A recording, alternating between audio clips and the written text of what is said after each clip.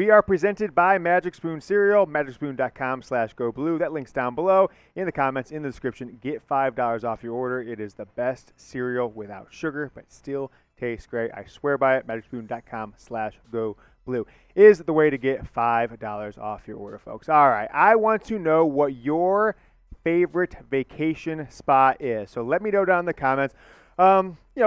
Recommend some places and why you would go there. The reason I mention this is because I came in early Monday morning, 5:45 a.m., drug a producer in, and headed to the airport to film this on a Monday, make sure I had an extra video or two to get to you guys this week, because I am in Holbox, Mexico. You might say, James, where's Holbox? Well, about 2.5-hour drive northwest of Cancun. It is a little, very underdeveloped island.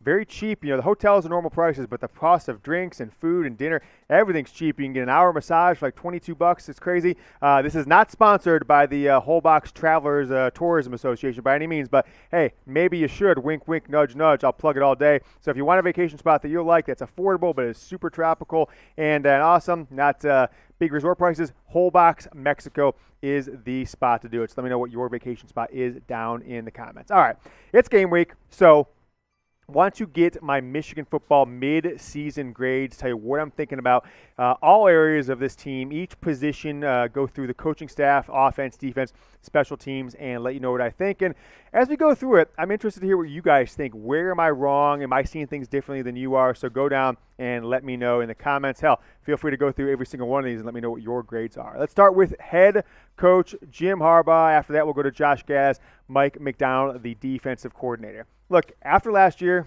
I'm giving Jim Harbaugh an A, all right? I really am going to give Jim Harbaugh an A. I think having this team 6-0, getting that win against Washington, going on the road to Wisconsin, getting a win, going on the road against Nebraska and getting a win. And the Nebraska team, I thought about this morning, is they've got 3 losses in the last, 4 weeks against top 10 teams, all by a score. So they could really be a great, they've got 4 losses right now, and that sucks for them, but you've got to be pretty proud if you're a Nebraska fan. If you can win a few games on the stretch, you'd be happy with a 6-6 year, given the fact how you're right there. You don't want to start with a new staff. So what a difference a year makes for Jim Harbaugh, for this staff. A lot of people, myself included, question his ability to do the job, how much he seemed to care about it, and whether he had the conviction and the skills and everything like that to go forward and give this team a chance to be a championship-level program once again. And so we're sitting here at 6-0, top 10 season. I got to give Jim Harbaugh an A, but I'll ask you guys this one. Go down and just let me know the coach. So say Jim Harbaugh grade and give me a grade, A, B, C, D, or F. I think if Michigan would have blown out Wisconsin, blown out Nebraska by a few scores on the road, maybe he would get an A+, something like that. But other than that, I don't know what more you can ask for based on last year's debacle of a season. Next up is Josh Gattis, Michigan's third-year offensive coordinator, who maybe has been demoted a little bit. I don't know, right? Sharon Moore is co-offensive coordinator. You got Matt Weiss, quarterback's coach, and special assistant to the head coach. And then you've got Mike Hart, who seems to be running the show with the running game. So I'm giving Josh Gattis a C+. Look, I was very excited when Josh Gattis became the offensive coordinator of this team. I thought probably just what Jim Harbaugh thought. You lose to Ohio State, you get crushed. They're moving the game forward with offense. Michigan needs to do the same. Let's grab the guy who just was a part of that big-time Alabama team in 2018 that, lost to Clemson in the national title game, but till that time was one of the great teams that we had seen in about a decade in college football. Gattis has not developed Michigan's passing game, and that's what he was brought in to do. If you think about what Michigan had done well, not just with Jim Harbaugh, but clearly Michigan's been a running team for generations. They had done it with Davion Smith, with Karan Higdon and others, and it seems to be a little bit better then. But this is year 3, and you've got 2 of the same guys who were here last year. Hassan Haskins was here in 2019, his first year. So the part that hasn't developed are the passing game and the wide receivers, right? Quarterbacks and wide receivers. Now, the quarterbacks are better, but we got a better, than they've been the last couple of years. But we've got a new quarterbacks coach, so can Gas really get credit for that? I don't know. Michigan's number 41 offense in the country scoring. I'm sorry, total offense and 440 yards per game. Passing, though, not even in the top 100 in passing. That is a little ridiculous. Number 8 rushing team in the country and number 14 scoring team in college football. So I'm giving Josh Gattis what did I give him? A C+. And I want to ask you this question before we talk about Michigan defensive coordinator Mike Macdonald. Which is the better coordinator? Let's just say you can only choose one going forward after this year, Gattis or McDonald. Let me know in the comments. Make it as simple as typing a J or an M down in the comments. Look, it should be no question. I don't think anybody really can argue with it. It's Mike Macdonald for me, but we'll go and see what you guys think on that side. Let's talk a little of the defense and Mike Macdonald. What a difference a year makes for him, too, right? After having very strong defenses for most of the year, really into the Ohio State game and bowl games under Don Brown the last for 3 or 4 years, 2020 was an absolute disaster. Really, the second half of 2019 was as well for Don Brown. He should have been fired after the 2018 season. This is the top 25 defense total. This is the top 10 defense in scoring, and they're in the kind of, I don't say middle of the pack because that's not really fair, but they're not top 10, top 20 in either rushing or passing, but they're not giving up a ton of yards, and they're certainly not getting burned on big plays. Wisconsin made a play or two here or there. So Mike Macdonald has done a really, really good job. I'm super excited about the future, given how young he is. Was he 35, 36 years old? And the fact that he's shown he's got instant credibility, instant success with this team through 6 games. So I'm giving him an A-. Could give him a little bit higher, right? Circumstances, if you're grading in a curve with what Don Brown left him, maybe he deserves an A or higher. But he does have 3 stars in this defense as of right now: Josh Gattis, Aiden Hutchinson, and Daxton Hill. So want to ask you guys to support our sponsors and do yourself a favor. Get some awesome cereal that is protein-packed, like my favorite, our friends at Magic Spoon Cereal. Look at these boxes, baby. These are awesome. I love them. They've got about 8-10 flavors. Protein-packed. I love cocoa. I love fruity. Peanut butter is a popular one. It tastes like the cereals that you ate as a little kid. That kind of, once you got older, you couldn't eat as much because they got a little bit of this, they call it beer belly, cereal belly. Well, Magic Spoon has no sugar. It's packed with protein, and it tastes great. What a better combo. Reminds me of that episode of Seinfeld where they had the frozen yogurt that was sugar-free and tasted great. This is what you're getting in cereal. It's brought back cereal to my mornings. Recommend that you guys do it too. Hell, if you're heading to whole box like I am, by the time you watch this, I'll be on a tropical island. No beer belly because I'm not eating junk in the morning. I mean, protein-packed Magic Spoon cereal. MagicSpoon.com/GoBlue to get $5 off your order. All right, let's take a look at the offense. I broke it down player and then position because I don't think J.J. McCarthy or obviously the other 2 quarterbacks deserve to be ranked along with a grouping of quarterbacks. So we're just going to talk strictly about Cade McNamara. I've got a B+ grade for the first-year starting quarterback for this program, right? He has not done anything spectacular, but he hasn't done anything unspectacular. Maybe that's where the B+ grade comes in. He's not throwing the ball at a high enough percentage. His accuracy is struggling compared to what you're seeing in other schools, 68, 70, 74% sometimes. Right under 1,000 yards. So he's on pace for a fairly average season overall. I think the struggle for him has been accuracy and then anything in the red zone. Only 5 touchdowns this year. And I think a couple of them, 2 of them at least, are to Blake Corum, right? Or 2 of them are running backs. So he's only found Cornelius Johnson in the end zone from a wide receiver perspective. So I'll ask you this question about Cade McNamara. Give me a grade down there for him. Just type Cade and then your grade. I gave him a B-. Want to see what you guys think about Michigan's first year. I'm sorry, did I give him a B-, B+? First year starting quarterback, B+ for Cade McNamara for me. Let me know in the comments. All right, here's what I think more about Cade McNamara that I think few people are talking about. He has a high floor. What does that mean, high floor? Well, a high ceiling guy can take you to the highest reaches of what you want to accomplish. I don't think Cade McNamara is a high ceiling guy, but he reminds me of Michigan quarterbacks from the 90s, Elvis Gerbach, and hell, maybe even like Tom Brady, clearly not as talented as Tom Brady. Brian Griese, he's not making mistakes. He's making just enough plays to get the victory, and if Michigan has a competent running game and a strong defense, they can win games. And after what they've tried to do with Joe Milton and what transpired with Shea Patterson, didn't, achieve the highest level of success as they want as a program, I think he's the right player at the right time, and it's a good transition to J.J. McCarthy, maybe Dante Moore, a high-level guy. So that's my grade for Cade McNamara, B+. We'll run through the rest of these offensive positions. I still got defense and special teams. Running backs, I am going to give them an A-, right? Had they not struggled in a couple games there, Rutgers, Wisconsin, I might give them an A+ there. But these 2 guys are playing phenomenally well. There's nothing more you can say.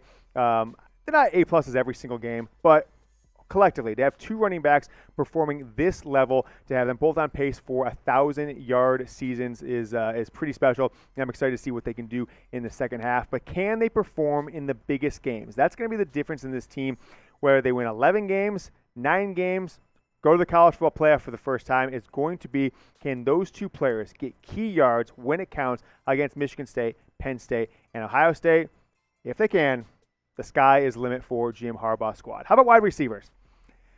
Here's a tough one because they've lost two solid players. Obviously, Ronnie Bell after the first week. Roman Wilson missed a game, but we expect him to be back. It's not a season-ending injury, but this has been an average group. It's a C- for me. No one has really emerged as a star wide receiver, and I don't expect anyone to emerge as a star wide receiver, at least not this season. Maybe Ronnie Bell comes back in the future, but I don't know what we'll get from him after this injury. We'll have to see what transpires there from this squad. How about offensive line? We're going with an A for the offensive line so far this season. It's a hell of a turnaround. Injury-filled season last year. Sharon Moore has frankly surprised me. I did not think that he had the experience or, I guess, the coaching prowess to take over an offensive line that was in a transition year after he lost all those guys after 2019, really struggled with injuries, and Jalen Mayfield opting out, opting in. Last year, you had Zach Zintner start last year as a true freshman. You had all kinds of guys rotating in and out. The job he has done to only give up one sack, and as far as I've counted, I reviewed every single play, only 2 negative rushes by running backs to start the Corum and Haskins this year. That's phenomenal. That's terrific. I'm giving this offensive line and, hell, their coach an A for the year. Now, let's finish it up with the offense. I'm giving the tight ends a C grade. What can you say about the tight ends of Michigan this year is that they're not making many mistakes, but they're not really making many plays. Had a couple against Nebraska that were key, but in general, nothing more that you can say other than that they're just kind of being phased out of this offense. So giving a C, no mistakes, but nothing too great. All right, want to ask you guys to subscribe to the channel. We're just 150, 175 or so subscribers below Michigan Podcast, kind of climbing the ladder, getting towards 16,000 or so ASAP. So make sure you subscribe to the channel if you love Michigan football and at least you enjoy what we're doing. It's free. Chat Sports are youtube.com/Michigan TV. It's the Michigan Football Report by Chat Sports. The defense, it's been good, right? It's been pretty good, and it all starts with, frankly, outside of your offensive line was a question mark maybe, but was there any more question mark than the defensive line coming into this year? No, there wasn't, and so I am giving the defensive line an A, all right? They have a chance to be an A-plus defensive line by the end of the year, right? They are right there with Georgia and Alabama and a few others. Pro Football Focus puts out their grades, and every week, the last 3 or 4 weeks, Michigan's defensive line has been right up there. It's all led by Aiden Hutchinson. I saw it today. It was actually pretty funny. Pro Football Focus College, I don't want to give them too much credit, but they're pretty good with tweeting out stats and stuff like that, is they had their college football guys put out the National Defensive Player of the Year at midseason. Aiden Hutchinson was the guy that 2 of the 3 Pro Football Focus experts picked as their National Defensive Player of the Year, and he was just voted the midseason Big Ten Player of the Year by the Big Ten writers, so that's exciting to see. And I said it a couple days ago almost as a joke, but look, if he has a couple game-breaking plays against Ohio State, Penn State, Michigan State, he could be a Heisman finalist. That's not a crazy thing. Chase Young was a couple years ago, maybe Aiden Hutchinson. Linebackers, I'm giving a B-, all right? It's a better performance than last year. Josh Ross has played really good. He's had an up-and-down career. He's kind of returning as a fifth-year guy to just to make it happen and has turned in a great performance. But linebackers have been de-emphasized, kind of like tight ends on offense with this program now. You really have either 5 defensive linemen or 5 defensive backs on every play, leaving most times only 2 linebackers out there. And they haven't made any game-breaking plays, haven't done anything that's just wildly spectacular to give any higher grade than that. So I'll ask this question about this defense last year into this year. I'm going to make a statement. It was all Don Brown's fault. Maybe I'm asking myself a question and thinking about it and making a statement, but it seems like the talent was there. Chris Hinton, Mozzie Smith, hell, Aiden Hutchinson, David Ojabo, Jimon Green, Vincent Gray, these are good players, at least this year in this system, that just looked terrible at times last year and even the year before. So I'm blaming it all on Don Brown. He certainly isn't doing anything at Arizona right now. Their program is just in shambles, the whole new staff. But I'm just going to blame it all on Don Brown at this point. Mike Macdonald, welcome. Good job. Keep it rolling. With the secondary, B- for secondary. Daxton Hill has played well in and out of the cornerback position to the safety position. R.J. Moten and some others have rotated in at safety at times, but Michigan's secondary has played good. Not great. Adrian Martinez had quite a day on him in the second half, but this defense needs to do one thing, right? Secondary perspective, linebackers, defensive line, but really it probably comes down to the secondary. It all comes down to Ohio State, right? It seems to be everything Michigan's doing on offense this year is geared towards their strengths. beating Ohio State, right? Not having 3-and-out drives as fast as you can, having a ground and pound game that can keep Ohio State's offense off the field, wear down their defense. But Michigan's defense needs to limit Ohio State. They're looking like back to the same old Ohio State after struggling a couple weeks there. They've got the best offense in the country once again, and Mike Macdonald needs to do everything he can over the next 5 weeks to just game plan and strategize for this Ohio State offense. How about Jake Moody in the kicking game, right? It's pretty exciting, and Brad Robbins, the punters, I am giving these guys an A. It might be an A+.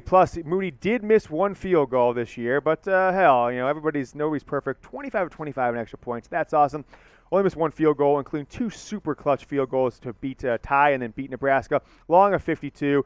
How about that one? Kickoff touchbacks at 37 of 45 of his kickoffs have gone for touchback. That's pretty cool stats. Only 8 of them have come out.